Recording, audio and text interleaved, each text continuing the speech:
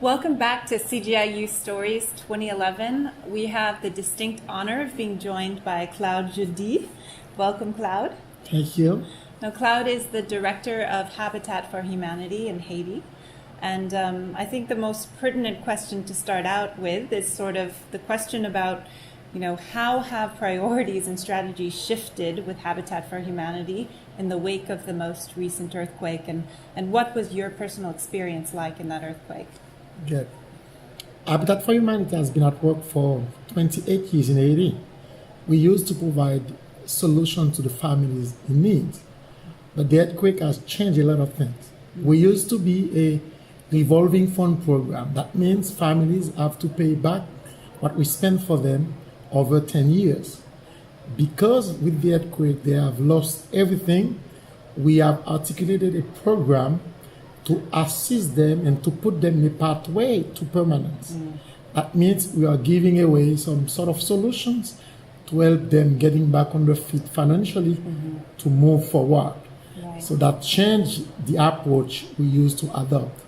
My personal experience, I was in the middle of meeting with a microfinance institution. Right after the meeting, I heard a noise, a strange noise. I don't know what was it. And I thought it was the generator, the power system. I called the custodian, turn it off. And the noise became bigger and bigger. My son, 10 years old, was with me, and someone called me from the office, Mr. Jeudy, don't stay where you are, because it's an earthquake. Were you in Port-au-Prince at the time? I was in Pétionville in my former office. Oh, okay. I just obey, and move from my office to the entrance of the bathroom. 10 seconds after, I saw everything collapse in my office, and the only thing that stand up in that building that day was where I was standing with my son. So it was a frame of It's the a frame door of the in the bathroom. Correct. Oh my And gosh. when I went out, I've seen noise. It was very apocalyptic.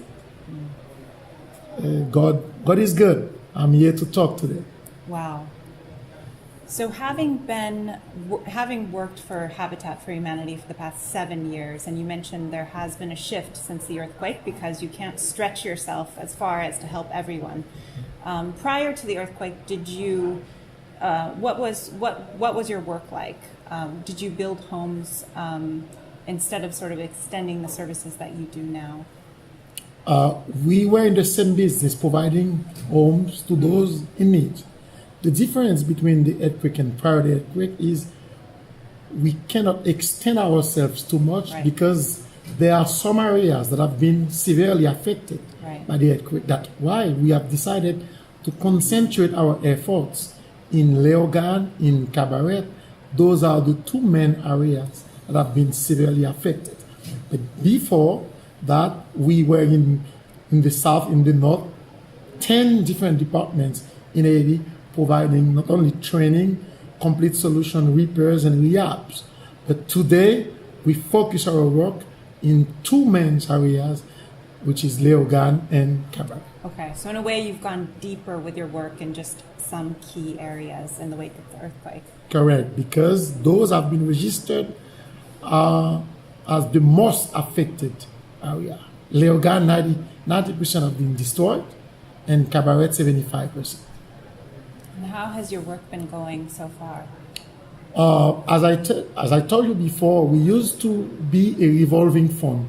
Today we are articulating a giveaway program to support families. Right. We already delivered 28,000 solutions to families. It's nothing compared to the scale of damages, Right. but it's something, because 140,000 individuals have received some kind of solution from Habitat. We still have a long way to go, because our commitment is to serve 50,000 families in 5 years. But as you know, that requires time, patience, resources, human and financial resources. We stay optimistic, positive, because great things need patience, need courage, and we believe that when our wisdom stuck somewhere, God's wisdom will take over and will make it.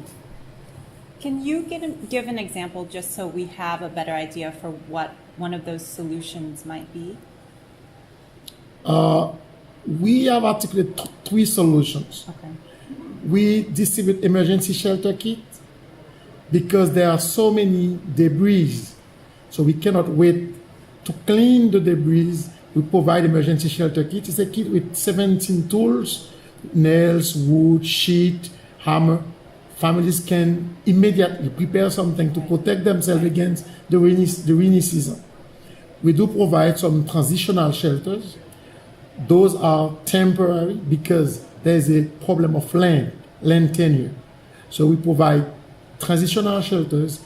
If the land is not secure enough, they can just move with all the materials and place them somewhere else. Mm-hmm. And we do provide a third solution we call upgradable solutions with a concrete slab with a combination of plywood and concrete. Mm. Families can add more rooms over time when they feel comfortable with financially, I mean.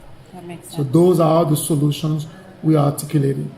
But last but not the least, because we need to create sustainability, because assistance goes nowhere, right. We need to create dignity and self-esteem. We're going to connect families with housing microfinance, create jobs in the community, train them, empower the communities. Right. In a sense, they can take them in charge if something has happened in the near future. That's exactly what Habitat is doing. Right. So looking at it as an opportunity for empowerment as well.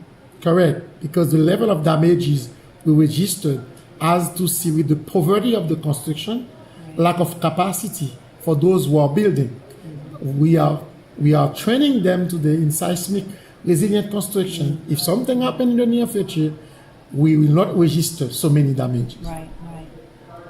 Well, being at CGI University and sort of being surrounded by students who are all doing something to make a difference, I know that you were previously a commercial banker, mm-hmm. and I would love to hear about sort of what inspired you to move from that profession to what you're doing now. I came from a very modest family. Mm-hmm. I think I owe to my country what I get from it. So I decided to give back what I get. So that means I think there are a lot of people in Haiti who don't have access to basic services. So I want to take advantage of my level of education and the position I have now to open the doors to those who don't have any access. Because I strongly believe the best way to protect what we have is to transform the life of others. The best way to live peacefully our wealthy situation is to help others to have a better life. So I think by doing that, I am helping them, but I am helping myself. Well, that's incredibly respectable, and thank you for doing all of the work that you do. And I hope that those watching will learn a little bit more about what Habitat is doing in Haiti, and if they want to support it, hopefully they'll do so as well. So thank you, Claude. It's not a one-man show activity. The solution we are looking for requires a teamwork. Yeah. We are open to receive as many as they want to come. Okay. So it will be a pleasure to work with them. Thank you. That's wonderful. Thank you so much. My pleasure.